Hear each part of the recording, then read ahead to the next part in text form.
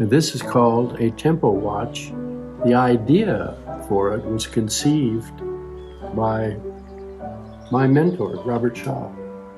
And he had in his chorus an engineer who brought it to life and brought it into existence.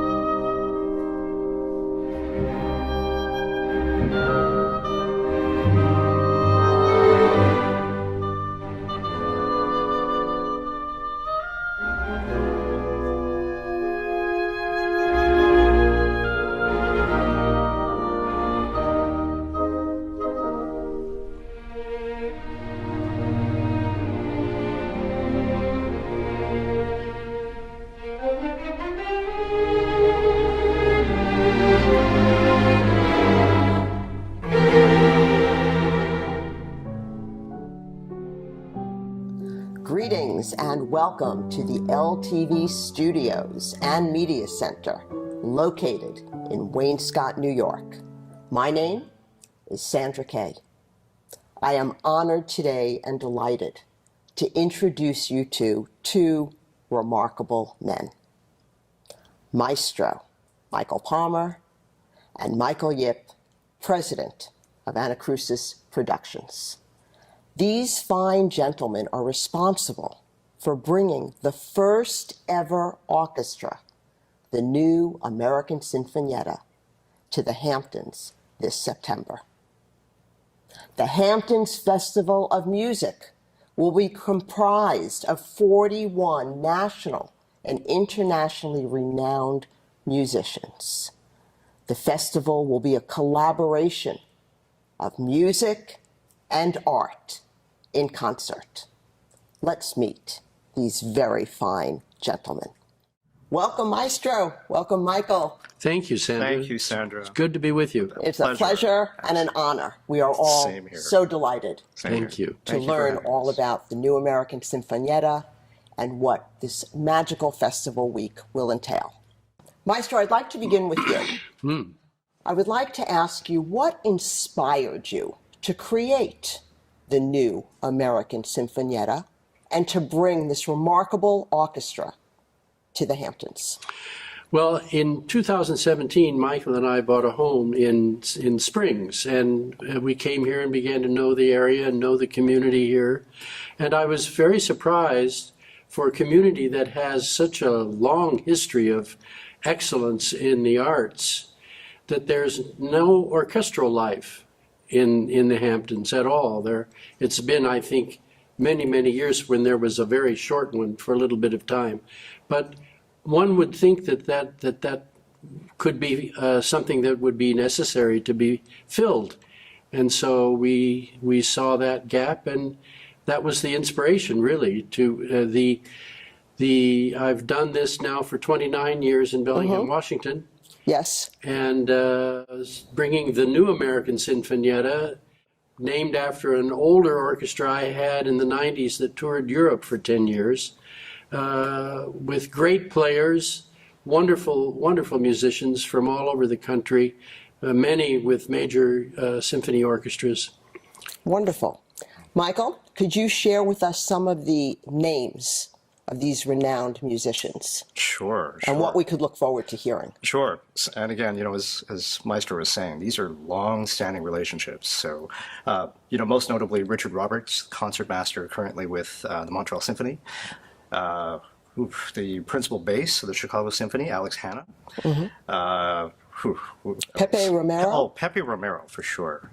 Pepe and Michael have almost 60 years of music making together. Internationally renowned classical guitarist, just a phenomenal artist. And we're also bringing in Otto Sauter, who's Wonderful. a world-renowned Baroque trumpeter.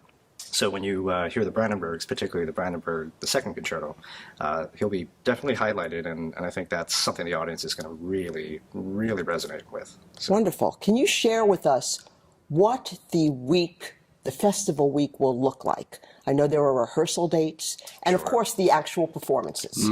What will the actual performance dates consist of? The actual performance dates are the 9th, 10th, and 11th of September. The musicians will arrive in town on the 5th, and we'll begin rehearsals on the 6th. And we'll be constantly having rehearsals in the daytime and performances in the evening for those. This year, it's a pilot. I mean, it's a little short for a normal festival. Okay. By comparison, the festival that I do in Bellingham, Washington, takes place over 3 weekends. So it's basically 2 weeks. But we wanted first to do a pilot just to see what kind of response we will have here. And we're expecting a terrific success. Wonderful. September 9th. What can we expect on September 9th? The complete Brandenburg concertos of Bach, all 6 of them. Wonderful pieces that Bach wrote to show off his orchestra. The prince he was working for said, "I want the greatest orchestra in the world. Money's no object. Gather them together." And that's what Bach did. So we're doing that now. That's awesome. That is truly awesome. September 10th. well, September 10th, we're holding some very secret special events occurring. But, for public consumption, September 10th is Pepe Romero's recital. And there's going to be some incredible intimate performances, plus some special kind of performance that we're going to kind of keep that close to heart until we get closer to the festival. So. Okay. And September 11th, the finale. September 11th is the full orchestra with Pepe playing the Rodrigo Concerto Aranjuez, probably the most famous guitar concerto in the world. And it's a great work. And very autobiographical on the part of the composer. So, and Pepe had a long and wonderful relationship with Joaquin Rodrigo. In fact, the first European tour that we did was in celebration of Rodrigo's 90th birthday. So, and then the festival will close with Beethoven's Mighty Symphony No. 7. Fantastic. Now, gentlemen, you have selected this location, LTV, this incredible media center, as the home for the New American Sinfonietta. Speak to us about what this space, why was this chosen? Sure. That's a fantastic question. I mean, you think of a television studio, you don't normally think, well, that's a concert hall, right? So there's this instant sort of contrast in someone's mind. But we do have to say a special thank you to Michael Clark, the executive director of LTV. When we put the word out to our friends and networks about we need a venue, we're going to make this happen, we need a big stage, or we need a space that can house 41 musicians and, a sizable audience, people were kind of racking their brains. And I think every person mentioned, well, you got to talk to Michael at LTV. So clearly we set up a meeting and gave us the tour, and we fell in love with the space. One of the hallmarks for Anacrusis and our productions is creating intimate, unique experiences for audiences to hear the performances that Michael and the musicians can bring to society and communities. So this is our best example of a community partnership. I mean, Wonderful. It's fabulous. Michael, you mentioned that the seating will be around the orchestra? Yes, especially for the Brandenburgs, we're going to have surround seating with the audience in a kind of a semicircle configuration, which will bring the audience close to the musicians, and the musicians will be fantastic. On the floor. That's going to be absolutely mesmerizing. Yeah, and then for Pepe's recital particularly, to be right up close to the guitarist, he'll be slightly elevated so everyone can see really well. and again with surround seating. When the full orchestra concert takes place, we'll be against one of the long walls of the rectangle here, and again with that semicircular seating, probably 2 to 3 rows of the semicircular seating. Of course, LTV. Once we get the orchestra in here, we will have room for approximately 175 audience seats. So it'll be limited seating. Well, it's going to be very exciting. Now, I know that there is also a home-stay partnership. Can you speak to us about what that is and what the benefits are and the enrichment that goes along with it? Sure. You want to give the warm and fuzzy part of it, and then I'll explain the more tactical part of it. So, well, of course, the homestay program is critical to being able to have the festival. I mean, these 41 musicians are coming here. Yes. They need housing. They need a bedroom, a private bath, and kitchen access. That's it. That's all they require. But the wonderful thing that has happened in Bellingham, Washington, where we've been doing this for 29 years, is that we have the same musicians back each season. And if the homestay has worked out, then they end up staying with the same homestay host. And over years, great friendships are formed. New Certainly. family members are brought in. Right. The situation exists now there after so many years that during the wintertime, sometimes the home hosts will fly to the homes of the musicians to have Thanksgiving together or whatever. Yeah. It really can be a marvelous. Sure, Yeah, the intimacy that is created, and to be able to sit then in the audience exactly, and watch well, this that's part musician of perform. That's part of the benefit, and I think, as Michael alluded, it's really a very signature part of the festival and what we are producing. I mean, bringing 41 top flight orchestra players in from all around the country is not an inexpensive proposition, right? So the homestay partners are a huge component of our ability to make this happen, right? To actually make this a viable festival. So in exchange for their generosity and their support, I mean, we are specifically curating a very special rehearsal just for the homestay partners. So they do get to be here in this amazing space. The orchestra will be rehearsing. The homestay partners will be a part of that, right? So no one else can have that experience. And then the second part is we have planned for a very special social evening, again, just for the homestay partners, the New American Sinfonietta musicians, Michael and myself, and of course a few other kind of special VIPs as part of the production team. But that really is to, as you say, Sandra, it's about being intimate, having this experience that you won't get as just being a patron in the audience. So. Correct. That's wonderful. Very exciting. Very, very exciting. Now let's talk about the art component. Sure. Yep.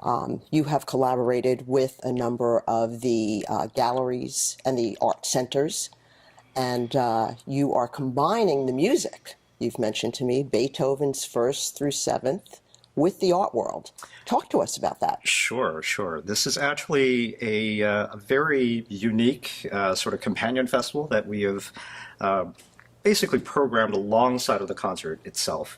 It's called the Beethoven Experience, BETHFM for short. And it really is a way for us to further that connection with the community that Maestro was talking about, that artistic kind of catalyst that made the Hamptons so great. So we've partnered with a handful of visual art galleries and a couple of major cultural institutions that you're familiar with, the Southampton Arts Center and the Watermill Center, 2 examples. We just got support from Catherine Markle Gallery this morning as well, so she's definitely a name in the local art world. Certainly. So essentially, just to give you a quick picture of that, the galleries will be in essence curating exhibits based on movements of the Beethoven's Seventh Symphony. So each kind of gallery will have kind of a specific kind of target in terms of interpreting a particular movement within Beethoven's Symphony 7.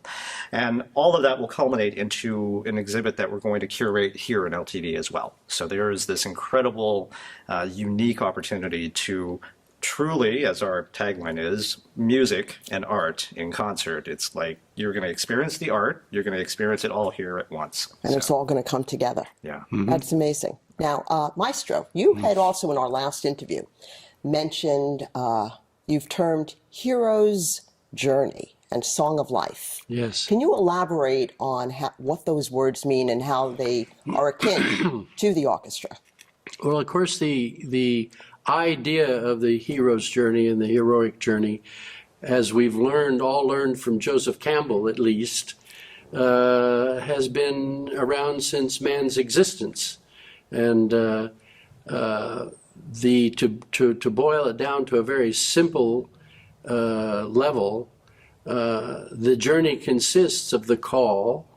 These are times in our life that come when we are making an adjustment or we're going from one aspect of life to another, and one era of our lives to another.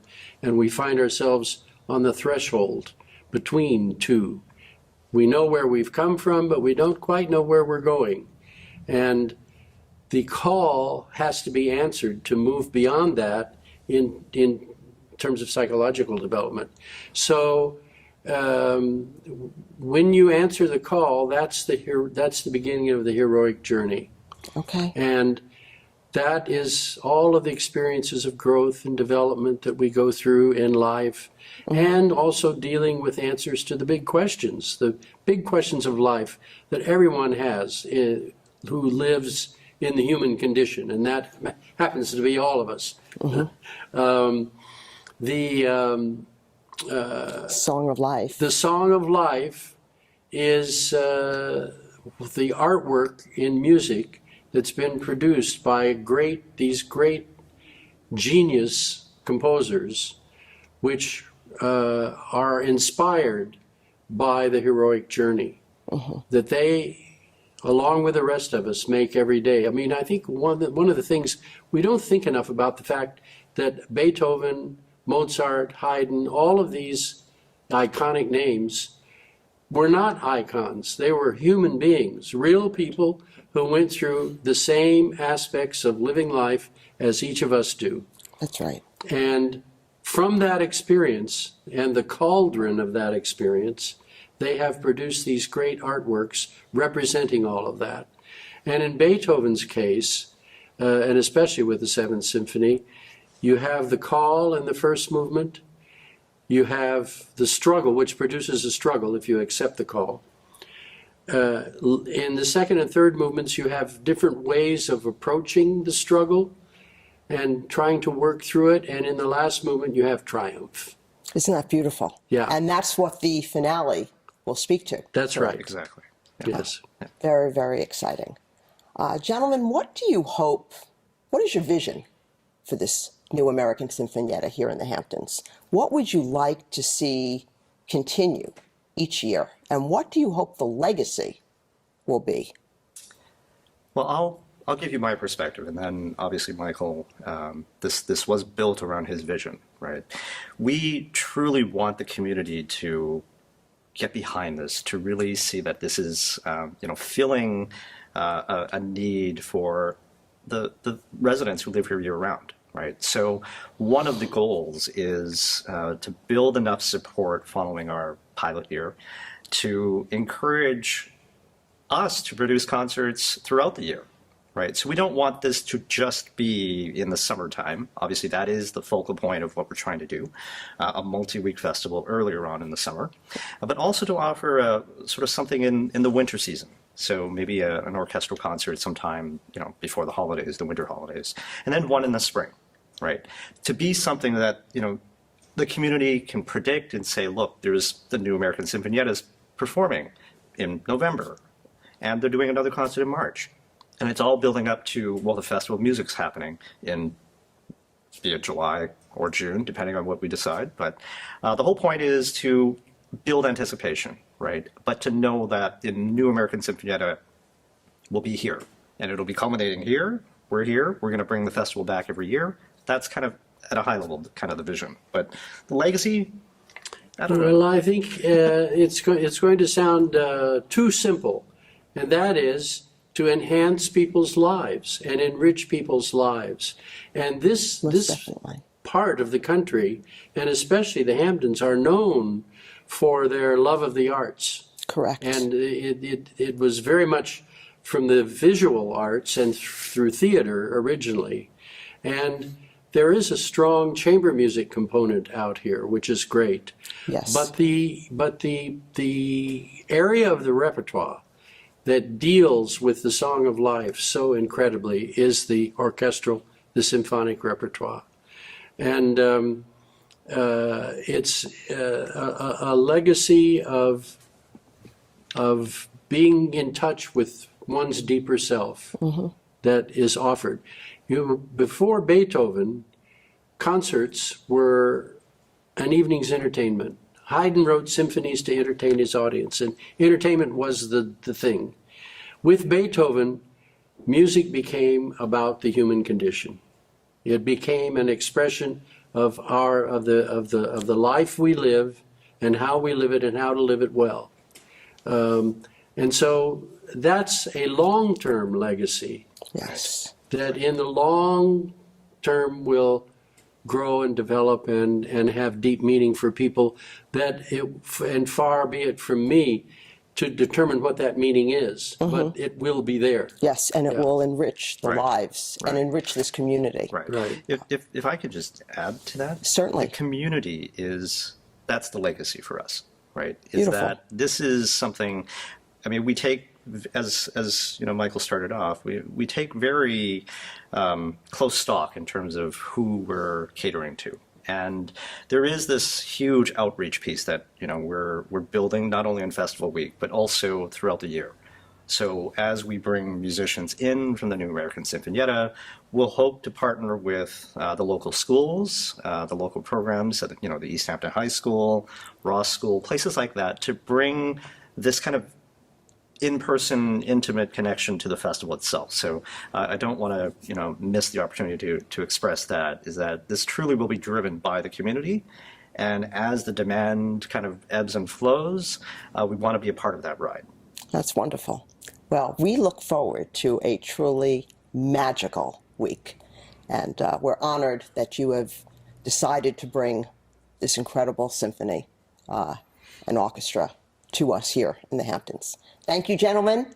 It was a pleasure and an honor, and looking forward to so much more with you. Thank you, Sandra. Thank you, Sandra. Thank you. Really appreciate this. Thank you.